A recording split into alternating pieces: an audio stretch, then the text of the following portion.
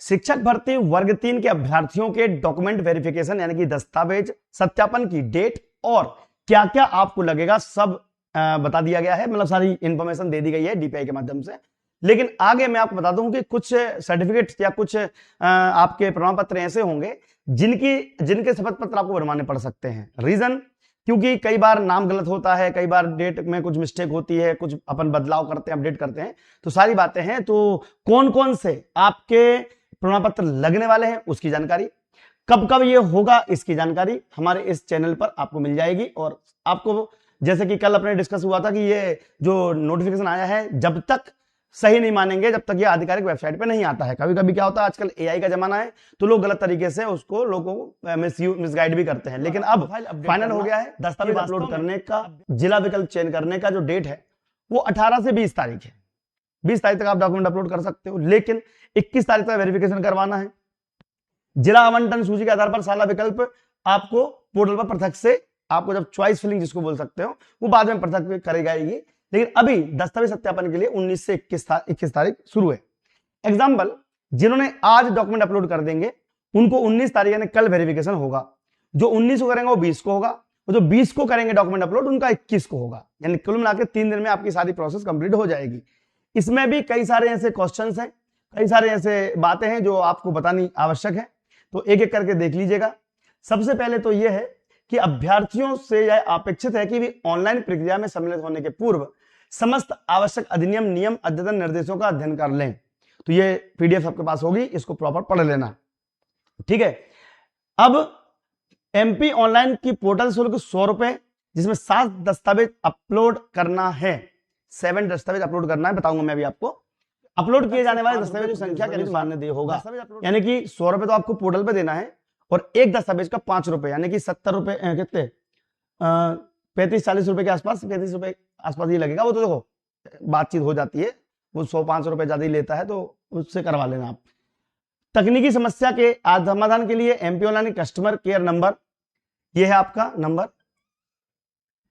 0755 6720 पर 9:30 से 7 बजे तक आप संपर्क कर सकते हैं। अगर आपको कोई भी दस्तावेज सत्यापन में कोई भी दिक्कत आती है तो कस्टमर केयर नंबर दिया हुआ है, ठीक है। कर्मचारी चयन मंडल द्वारा जारी सूची में सम्मिलित अभ्यर्थियों को निर्देशिका, मैं अभी दिखा रहा हूं आपको, ये डॉक्यूमेंट आपको अपलोड करने हैं, कौन कौन से बताता हूं आपको, ठीक है। इसके अलावा कुछ और पॉइंट भी हैं जो आपको पता होने चाहिए, नहीं तो फिर आपको बाद में प्रॉब्लम आएगी। जैसे अति शिक्षक अगर आप हो और आपका चयन हो गया है तो आपको रूल अलग है। दस्तावेज अपलोड करते समय अभ्यर्थियों को यह प्रविष्टि करनी होगी वो किस जिले से केंद्र पर दस्तावेज सत्यापन करना चाहता है। आप जिस जिले में चाहते दस्तावेज सत्यापन करना, वहां का आपको जिला चूज करना पड़ेगा, तो आपको वहीं जाना पड़ेगा, ठीक है। अति शिक्षकों को उसी जिले में दस्तावेज सत्यापन करना अनिवार्य होगा जिस जिले में उनके द्वारा अति शिक्षक के रूप में कार्य किया गया हो। अति शिक्षक मन से जिला चूज नहीं कर सकते, अभ्यर्थी वो जहां कहीं पर भी कर सकते हैं। एक से अधिक जिलों के अतिरिक्त शिक्षक के रूप में कार्य करने पर उन्हीं जिलों में किसी एक जिले का चयन करना होगा। मान लो एक से ज्यादा जिले में अति शिक्षक का कार्य किया है तो आप जो जिला चाहो वो चूज कर सकते हो।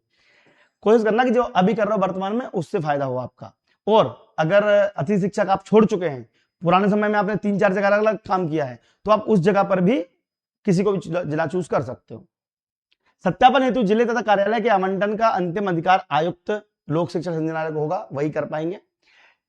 इसी चरण में अभ्यर्थियों को दस्तावेज अपलोड उपरांत पदस्थापना हेतु जिले की प्राथमिकता क्रम चयन करना होगा। चयनित अभ्यर्थियों को पोर्टल पर दर्शाए गए समस्त जिलों को प्राथमिकता क्रम देना होगा, यानी कि आप कौन से जिले में नियुक्ति पहले चाहते हो, उसके बाद फिर दूसरा, फिर तीसरा, से आपको सीक्वेंस में जिला चूज करना होगा, जिसकी अभी फिर से लिस्ट आएगी, जो कि पहले बोल दिया गया, अभी नहीं आ रही, आएगी लिस्ट, ठीक है। इंतजार कीजिए, आपको वो कैसे बताऊंगा, लॉक करके लॉक करना है पोर्टल पे, शुल्क लॉक करना, वो सारी चीजें अभी भी आ सकती हैं, कल भी आ सकती हैं और 10 दिन बाद भी आ सकती है, उसका डिपेंडेंसी है, वो तो पता चल जाएगा आपको कब लॉक करना है। अभी हो रहा तो भी कर दीजिएगा, ठीक है। दस्तावेज अपलोड करने के पश्चात अगले दिवस विद्यार्थी स्वयं चयनित सत्यापन केंद्र पर दस्तावेज सत्यापन हेतु उपस्थित होंगे। यानी कि अगर आपने आज अपलोड कर दिया है डॉक्यूमेंट और बाद में, अच्छा एक बड़ा अच्छा क्वेश्चन है बच्चों का कि डीपीआई और जनजातीय कार्य नहीं, ये केवल लोक शिक्षण संचालनालय के हैं। जनजातीय वाले जो हैं वो आपकी बाद में अलग से डॉक्यूमेंट अपलोड होंगे, तो जनजातीय वालों के लिए नहीं है। इसीलिए अभी ये जो सत्यापन कार्यक्रम है ये डीपीआई वाले बच्चों के लिए किया गया है। जल्द ही जनजाति कार्य विभाग भी आदेश निकालेगा और उनकी सत्यापन प्रक्रिया अलग से होगी।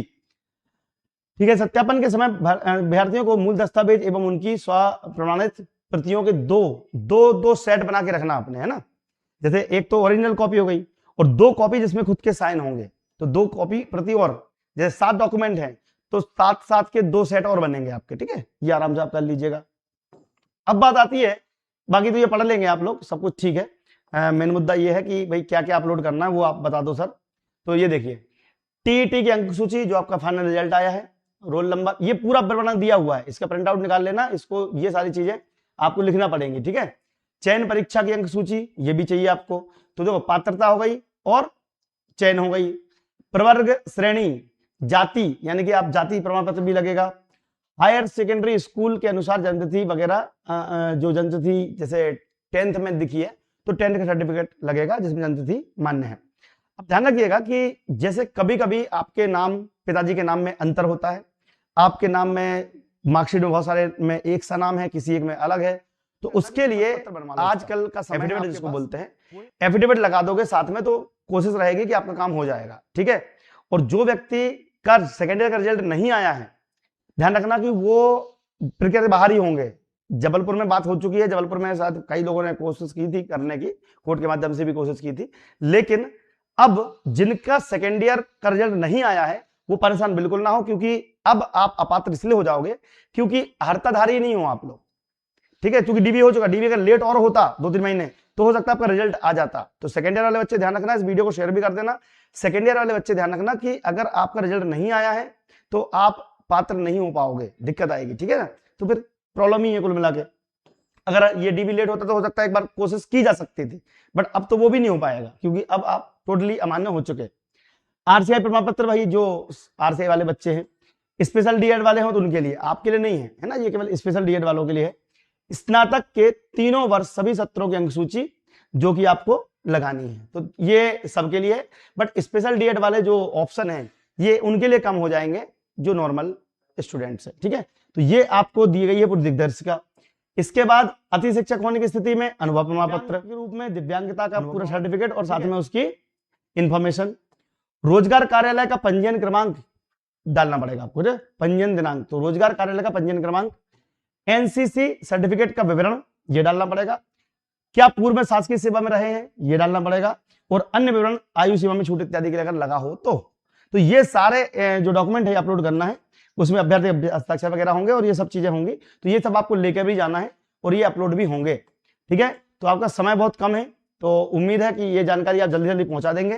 ठीक है, और ये जो नियोजन की प्रक्रिया का जो ऑर्डर है ये शिक्षक भर्ती के लिए अलग से आया है और विशेष के लिए अलग से आया है, लेकिन टाइमिंग सेम दी गई है, इसलिए मत सोचना कि सर ये विशेष शिक्षक के लिए है बस, क्योंकि विशेष शिक्षक के साथ में ये डॉक्यूमेंट ऐड था तो अपन ने इसको वीडियो बना दिया, अदरवाइज शिक्षक को भी यही काम करना है। ठीक है, तो चैनल सब्सक्राइब करें, वीडियो शेयर करें, और हाँ, आगामी परीक्षा के लिए अगर आपके कोई भी भाई बंधु हैं जो चाहते हैं कि तैयारी करें, जो चाहते हैं तैयारी करना है, तो दीप्ति सिंह एकेडमी का एप्लीकेशन डाउनलोड करवा दीजिएगा और हमारे बारे में उनको बता दीजिएगा। जय हिंद, जय भारत, आपका दिन शुभ हो, धन्यवाद।